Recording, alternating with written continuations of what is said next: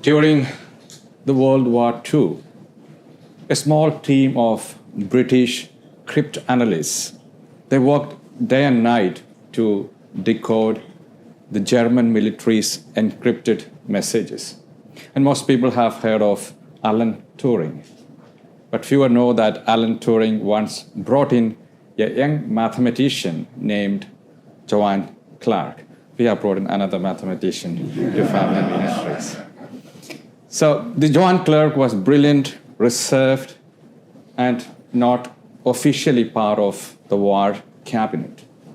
When someone asked Turing why he shared classified details with someone who was not on the list, he reportedly answered, because some minds are not just clever, they are trustworthy. In today's reading from the book of Genesis, something just as similar happens between Abraham and God. After the mysterious visitors share an astonishing promise of a child for Abraham and Sarah, they rise to go toward Sodom. But then comes this curious moment. The Lord pauses and says, "Shall I hide from Abraham what I am about to do?" Now let's be honest, why this hesitation? God doesn't need Abraham's input. He's not taking an oath. And this is not a cold transaction between a creator and a creature. It is a relationship. God doesn't just want Abraham's obedience. He wants his friendship and trust. And friends are trusted with difficult conversations. So God draws Abraham close and shares his concern. The outcry against Sodom and Gomorrah is great. And then something remarkable happens. Abraham, the old man who laughed at God's promise and bumbled through Egypt pretending Sarah was his sister, he becomes something more. He becomes an intercessor. Abraham doesn't protest the evil of Sodom. He doesn't defend their actions. What he pleads for is the presence of goodness. Will you sweep away the righteous with the wicked? And with reverent boldness, Abraham begins a dialogue, 50, 45, 40, and all the way down to 10. What's happening here is not just negotiation, it is intimacy.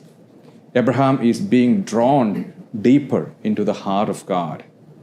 He is learning that the God of justice is also a God of mercy, that divine wrath is never rushed, and divine compassion is never stingy. This is the privilege of friendship with God.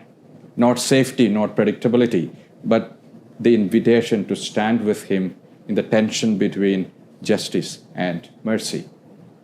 It is not unlike what Moses will do later when he pleads for Israel after the golden calf, or what Prophet Jeremiah will attempt when he weeps over Jerusalem. And it is fulfilled most completely in Jesus, who doesn't just intercede from a distance, but steps into the fire for us, praying from the cross, "Father, forgive them." What does this mean for us today? It means that prayer is not just about asking for things.